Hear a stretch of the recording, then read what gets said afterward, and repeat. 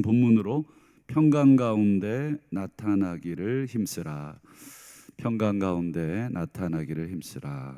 그래서 오늘 이 14절 이 말씀 점도 없고 또 흠도 없이 평강 가운데 나타나기를 힘써라 라는 말씀의 의미가 뭐냐 하는 것을 중심으로 오늘 새벽에 또 은혜를 나누시고 또 함께 기도하도록 하겠습니다. 베드로는 이제 마지막 3장에서 이 거짓 교사들의 가르침, 특별히 이 종말에 관한 그들의 잘못된 가르침들을 이제 하나씩 반박하면서 이제 결론을 맺고 있죠. 베드로 편지를 쭉 보면 베드로 이 편지에 그 밑바닥에 흐르고 있는 아주 중요한 인물이 하나 등장을 합니다. 그게 누구냐면 노아입니다. 노아의 시대와 지금의 시대, 베드로의 시대를 많이 비교하고 있다 하는 것을 알 수 있고, 그리고 노아의 이름을 실제로 자주 언급을 했죠. 그래서 오늘 이 마지막 부분도 이 노아와 관련된 부분을 우리가 좀 살펴보겠습니다. 여러분, 노아 때는 물로 심판을 받았죠. 그러면 이제 마지막 때 베드로도 본인이 말씀을 하나님께 받아 전했지만 이 마지막 때가 언제 올지는 날짜는 정확하게 모르죠. 지난번에 기억하실 텐데 천국 복음이 모든 백성, 모든 민족에게 전파돼야 그제서야 끝이 온다. 그런 사건이 있어야지 끝이 온다. 어쨌든 그때가 되면 이제 물이 아니라 불로 심판을 한다. 이걸 자주 강조하고 여러 번 강조를 했습니다. 한번 두 곳만 보죠. 3장 10절을 한번 보실까요? 우리 주의 날, 이 종말이 되겠습니다. 종말이 도둑같이 오리니 그날에는, 종말은 물질이 뜨거운 불에 풀어진다. 여기도 불이 나오죠. 뜨거운 불. 그 다음에 12절도 한번 보실까요? 그날에 하늘이 불에 타서 풀어진다. 여기도 불이 나옵니다. 그리고 물질이 뜨거운 불에 녹아진다. 여기도 불이 나오죠. 계속 불. 노아 시대에는 물로 그 다음에 심판하셨다면 이제는 종말에는 불로 계속해서 하나님이 심판하실 것이다. 제가 말씀드린 기억이 나는데 이 불은 두 가지가 있어요. 첫 번째는 이 심판, 소멸, 완전히 다 태워버리는. 근데 다 태워버리고 심판하는 것만 있는 게 아니라 불은 두 번째 기능도 있습니다. 정화, 깨끗하게 함, 불순물들을 다 제거함. 뭐 은이나 금을 여러분 순금으로, 순은으로 만들려면 아주 강력한 불 가운데 집어넣죠. 그러면 타는 것들은 다 녹아지겠고 타지 않는 것만 남습니다. 여러분, 하나님이 마지막 때에 우리를 불 가운데 통과시키실 텐데 나머지는 다 불에 탑니다. 뭐 물질 그리고 뭐 모든 것들은 다 녹아 없어집니다만 그 가운데 녹지 않는 게 남아 있겠죠. 그게 이제 중요한 것이다. 그러니까 베드로는 녹지 않을 수 있는 것을 마지막에 소유해라. 그것만이 하나님 앞에 나타날 것이고 그것만이 남게 될 것이다. 이제 그 얘기를 하게 됩니다. 여러분, 이 불을 통과해서 심판을 그리고 정결하게 함, 정화작용을 통과한 후에 어떤 세상이 펼쳐질까? 그렇죠. 완전히 새로운 세상이 펼쳐집니다. 13절을 한번 보시죠. 자, 우리는 하나님의 약속대로 의가 있는 곳 새 하늘과 새 땅을 바라본다. 불시험을 통과하고 모든 게 다 불타 없어져서 아무것도 남지 않는 게 아니라 뭐가 남아요? 새 하늘과 새 땅이 남는 것입니다. 여러분, 노아 시대에 물로 온 세상을 심판했잖아요. 물로 심판한 다음에 그 다음에 그걸로 온 세상이 다 끝나지 않고 아시는 것처럼 새로운 세상이 시작이 됐죠.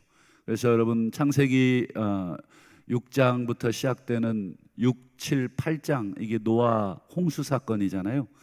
그래서 여러분, 노아가 아라산에 이제 방주가 딱 걸리고 이제 뚜껑이 열리잖아요. 그래서 방주에서 내려옵니다. 그때 하나님이 노아에게 하셨던 말씀 기억나시나요? 뭐라 그러셨는지? 노아에게 그때 하셨던 말씀이 아담과 하와에게 하셨던 말씀하고 똑같습니다. 아담과 하와를 창조하시고 하나님이 하셨던 말씀, 생육하고 번성하여 땅에 충만해라. 이게 하나님께서 처음 세상을 만드시고 처음 사람을 만드신 다음에 주신 명령. 그런데 물로 심판한 다음 이제 새롭게 노아의 방주에서 나온 8명, 새로운 인류의 시작을 알리는, 어떻게 보면 시조와도 같은 그 8명에게 하셨던 말씀, 생육하고 번성하여 땅에 충만하라. 그러니 아담과 하와에게 하셨던 말씀, 노아에게 하셨던 말씀이 똑같다는 것은 새로운 세상, 아담과 하와의 세상이 있었다면 노아의 세상이 있다 하는 것을 보게 됩니다.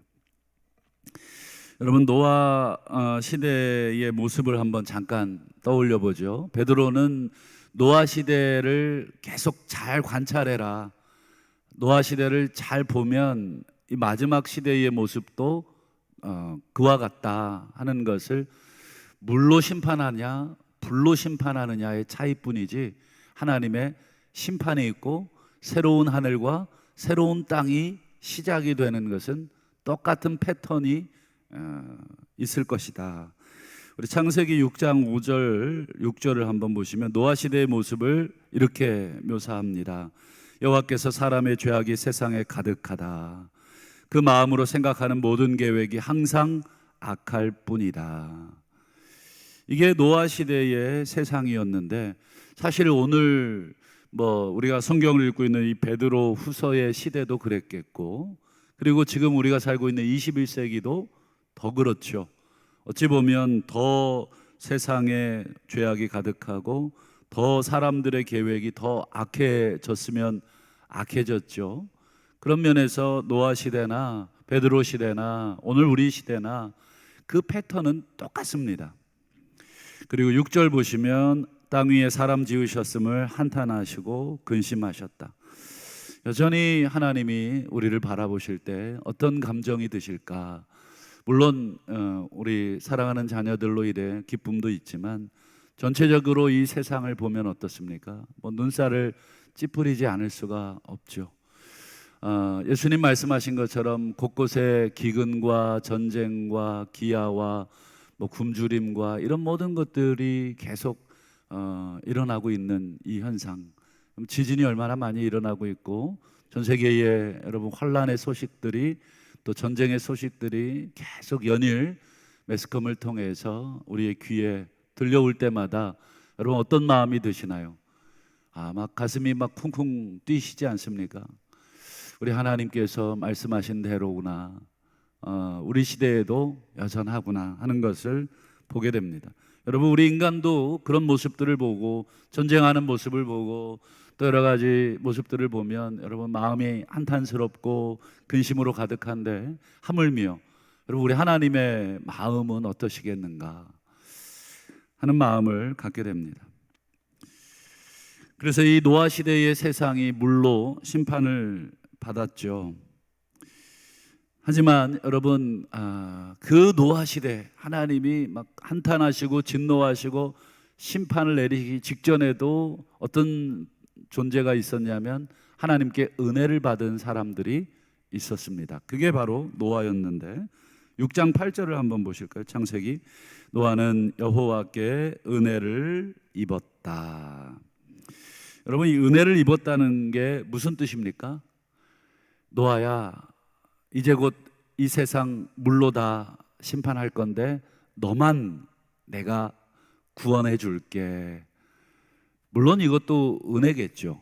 하나님이 노아에게 베푸신 은혜, 이것도 은혜지만 노아가 과연 하나님께 은혜를 입었다는 것은 나만 구원시켜 줄게라는 은혜일까? 그것뿐일까? 그렇지 않겠죠. 뭔가 새로운 사명이 있는데, 노아가 여호와께 은혜를 받은 다음에 그저 방주 지으면서 아유 할렐루야 나만 구원받겠네, 여기 이제 많은 사람들은 다 죽겠네, 이렇게 찬양만 하고 노래만 하고 앉아있지 않았죠. 노아가 그 은혜에 감사하고 방주도 지으면서 동시에 뭐도 했겠습니까? 그 부분을 우리 지난 2장 5절 베드로후서 2장 5절에 베드로가 이렇게 말했습니다. 의를 전파하는 노아. 그냥 노아라고 해도 여러분 다 알아들었습니다. 노아와 그 7 식구를 보존하셨다, 맞다. 그런데 앞에 노아의 삶을 묘사합니다. 은혜를 입은 노아는 나 구원받았네, 너 구원받았네, 이렇게 찬양만 하고 앉아있지 않고 뭐를 했어요? 의를 전파했어요. 뭘 전했는데 의를 전했답니다. 의. 그게 뭘까? 여러분 의가 뭐예요? 지금 노아가 전파한 의, 그냥 만나는 사람마다 무슨 뭐 구호 외치듯이 의 이렇게 의라는 단어를 막 외쳤는가? 그건 아니겠죠. 그렇다고 뭐 의롭게 되라 이렇게 했는가? 과연 노아가 말한 이 의, 노아가 전파한 의는 뭔가? 이 부분을 여러분 이 바울의 서신을 통해서 우리가 확인을 할 수가 있는데요. 고린도후서 5장 20절 21절을 보실까요? 먼저 21절을 먼저 보실까요? 자, 우리로 하여금 예수 안에서 하나님의 의가 되게 하려 하심이라. 우리가 하나님의 의가 되게 하시겠다는, 우리가 하나님의 의, 하나님 보시기에 우리를 의롭게 하시겠다, 이런 뜻이겠죠. 우리가 하나님의 의가 되는 거니까. 그러면 우리가 하나님의 의가 되려면 어떻게 해야 됩니까? 그 앞에 20절을 보세요. 그리스도를 대신해서 내가 간청합니다. 그리스도께서 하시는 말씀을 내가 지금 대신 여러분들에게 아주 간절하게 요청한다. 너희는 하나님과 화목하십시오. 화목이라는 말은 어렵지 않죠. 하나님과 화해하십시오. 하나님과 꺼리낌이 없이 되십시오. 그리고 21절을 보시면 여러분 의라는 말이 이해가 되실 겁니다. 우리가 그리스도의 의, 하나님의 의가 되게 한다는 것은 하나님과 우리 사이에 화목해지는 것을 의미하는 것입니다. 그러면 여러분 노아 시대로 다시 돌아가서 노아가 방주를 지으면서 하나님의 은혜를 받아서 방주를 지으면서 많은 사람들에게 의를 전파했다, 이렇게 얘기했잖아요. 노아가 전파한 의는 뭐겠습니까? 그렇죠. 하나님과 화목하십시오. 지금 노아 시대의 사람들의 모습이 죄가 관영하고 이 마음으로 생각하는 것이 어릴 때부터 이 항상 악할 뿐임, 늘 하나님이 원하지 않는 방향으로만 살려고 그러고 하나님이 싫어하는 그런 생각만 하고 그런 모습으로만 사는 사람들을 향해 노아가 전파한 의는 하나님과 화목하시라, 하나님과 화해하시라. 여러분 지금 여러분들에게 하나님이 화가 나셨다, 하나님 표정이 좋지 않다, 한탄하고 계시고 근심하고 계신다. 지금 하나님의 표정을 다 얘기해 주면서 하나님이 우리를 볼 때 한탄하고 근심하는 표정이 아니라 활짝 웃으실 수 있도록 화목하십시오, 화해하십시오. 이 노아가 전파한 의가 바로 그것입니다. 그렇다면 오늘 우리에게 적용을 해보겠습니다. 오늘 14절을 결론으로 보시죠. 그러므로 사랑하는 자들아, 하나님 앞에서, 우리 주님 앞에서 점도 없고 흠도 없이, 점도 없고 흠도 없다는 말은 여러분 구약 레위기에 제물로 드릴 때 이 제물에게 사용되는 표현입니다. 완전히 흠이 없는 제물, 점도 없고 흠도 없는 그런 흠도 없이, 그 다음 보세요. 평강 가운데 나타나기를 힘써야 된다, 힘을 써야 된다. 그냥 자연스럽게 자동으로 우리가 하나님 앞에 서게 되지 않는다는 것입니다. 애쓰고 힘쓰라는 것이죠. 근데 여기서 여러분, 평강 가운데 나타난다는 말은 조금 더 직역을 하면 평강 가운데 드러나게 된다. 자동으로, 평강 가운데 자동으로 드러나기를 힘써야 한다. 여기서 우리가 조금 더 주목해 봐야 될 게 평강이라는 단어입니다. 평강이라는 말이 여러분 히브리어로 뭐라고 말씀드렸나요? 샬롬입니다. 샬롬을 우리나라 사람은 죽었다 깨나도 다 이해하지 못합니다. 왜냐하면 우리는 히브리 사람들이 아니기 때문에 이 샬롬이라는 단어 안에 담겨 있는 이 모든 뜻들을 다 이해할 수가 없죠. 외국인은 그 나라 말을 완벽하게 할 수가 없어요. 이 샬롬이라는 말 다 이해할 수 없어도 아주 중요한 개념은 있어요. 이 평강 가운데 나타나라 할 때 이 평강, 이 샬롬이라는 말은 당신과 나 사이에 아무 꺼리낌도 없습니다. 관계가 좋습니다. 이런 뜻이 있어요. 그냥 인사말도 샬롬이지만 그 인사말 안에는 뭐예요? 여러분, 우리가 누구와 인사하려면 어떻습니까? 그저 형식적으로 여러분 인사하는 거 말고 정말 반갑게 인사하려면 저 사람과 나 사이에 거리낌이 없어야 합니다. 불편함이 없어야 그것이 진짜 샬롬이라고 외칠 수 있는 것입니다. 지금 베드로가 나중에 하나님 앞에 드러나게 될 때, 나타나게 될 것인데, 불을 통과하여 나타나게 될 텐데, 그때 평강 가운데 나타나라. 하나님 지금 보는 게 너무 괴롭고 지금도 괴로운데 여러분 나중에는 괜찮을까? 그렇지 않다는 것입니다. 지금 괴로우면 나중에도 괴롭다는 것입니다. 여러분, 우리 지금 보기 힘든 사람 나중에 시간 지난다고 보기 괜찮아질까? 아니요. 뭔가 그 불편했던 관계를 풀어내지 않으면 여러분 시간 지난다고 편해지지를 않습니다. 시간 지나서 보면 또 불편함이 또 드러나겠죠. 뭔가 저 사람과 나 사이에 막힌 것이 있는 것은 여러분 시간 지난다고 해결되는 것이 아닙니다. 여러분, 지금 하나님과 우리 사이에 막힌 것이 있는데 여러분 시간 지나서 10년 20년 후에, 아니 내가 죽을 때쯤 되면 그 막힌 게 자동으로 허물어지는가? 그렇지 않다. 베드로는 이 평강 가운데 점도 없고 흠도 없이 하나님 앞에 드러나기를 힘을 써야 한다. 이 샬롬, 관계가 좋다. 아까 우리 바울의 표현대로 하면 하나님과 관계가 좋으려면 화목해야 합니다. 화해하셔야 됩니다. 끊임없이 하나님 앞에 나 자신을 들여다보고 노아처럼 내가 하나님께 은혜를 받았다고만 이야기할 것이 아니라 또 노아처럼 그 의를 전파하고 많은 사람들에게 하나님과 화목하시라 전파하고, 나도 하나님과 화목해야 되겠고 당신도 하나님과 화목하시라 이렇게 전파하는 것이 평강 가운데 나중에 우리 주님을, 우리 하나님의 얼굴을 배웁게 될 것입니다.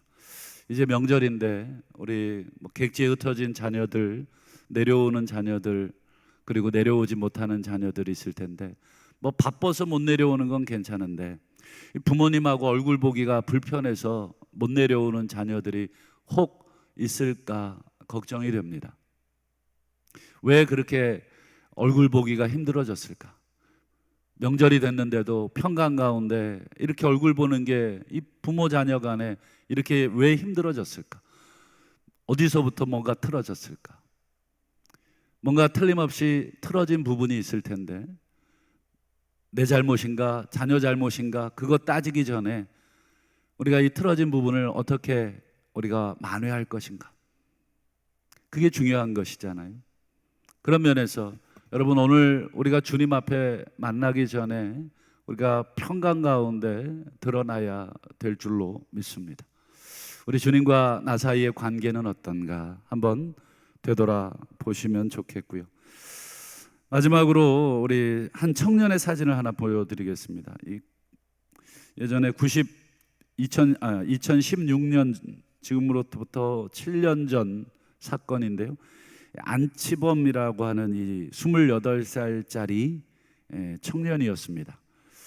불길 속 이웃 깨우고 영원히 잠들다. 이 뉴스에 아마 기억나시는 분들도 계실 텐데 2016년 새벽에 이 학생이 살고 있던 원룸 5층짜리 건물 21개의 원룸이었는데 그 원룸에 불이 났어요.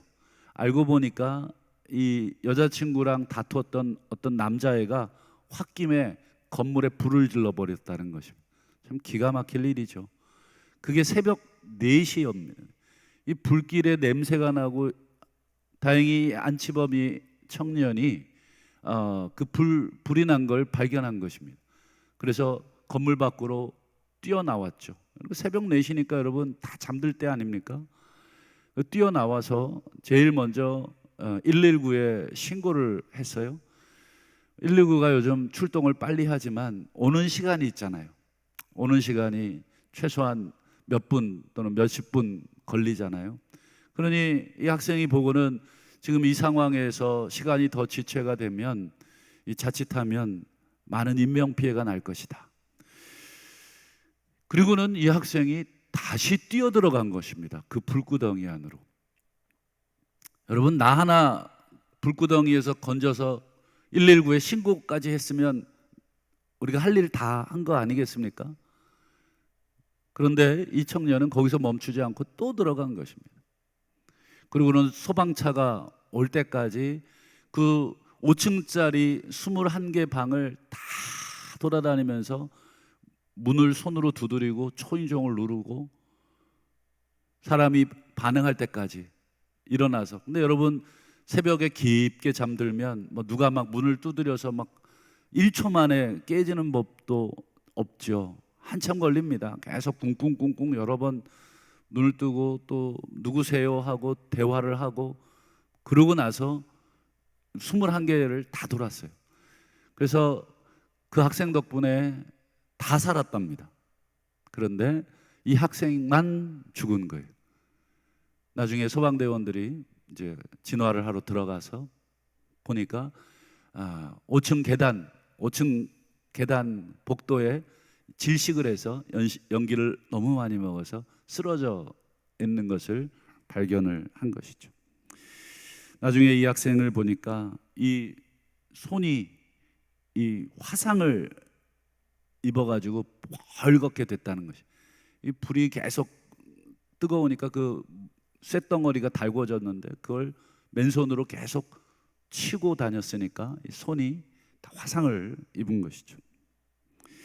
이 청년은 성우, 이 라디오 성우가 꿈이었답니다. 그래서 그 성우가 되기 위해서 학원을 다니기 위해서 서울로 올라와서 공부를 하고 있던 차에 이렇게 됐답니다. 어찌 보면 자신이 평생 목소리로 사람들을 즐겁게 해주기 위해서 성우의 꿈을 꿨는데 그 꿈은 이루지 못했지만 그 목소리로 잠자던 사람들을 다 깨우고 또 다 살려내고 본인은 정작 죽은 것이죠. 그래서 우리 한국 성우협회라는 곳에서 이 청년에게 명예성우직을 줬다고 합니다. 한국 성우 역사상 최초로 명예성우가 되는 그런 영광도 누렸습니다. 말씀을 맺겠습니다. 우리가 오늘 마지막 때에 베드로가 하나님 앞에 점도 없고 흠도 없이 평강 가운데 나타나기를 힘쓰라 하는 것은 먼저는 나 자신을 그렇게 하나님과 화목하고 하나님과 화평해야 되겠고, 두 번째 우리가 방금 본 그 안치범 청년처럼 불구덩이 가운데 이대로 두면 죽을 수도 있구나 깨달아졌거든. 용기를 내서 우리 많은 사람들에게 노아가 그랬던 것처럼 또 베드로가 그랬던 것처럼 또 수많은 우리 믿음의 조상들이 그랬던 것처럼 우리 주변에 아직까지 이 불시험이 오고 있는 이 가운데 모르고 그냥 평안히 잠을 자고 있는 사람들이 있다면 깨워서 하나님을 소개하고 하나님과 화해하라고, 하나님을 믿어야 한다고, 듣든지 듣지 않든지 하는 것은 그들의 몫이고 우리가 문을 두드리고 깨우는 것은 우리의 몫인 줄로 믿습니다. 그것이 바로 오늘 노아가 받은 은혜고 오늘 우리가 받은 은혜인 줄 믿고 그렇게 또 살아가실 수 있는 복된 삶이 되시기를 주님의 이름으로 축원합니다. 기도하겠습니다.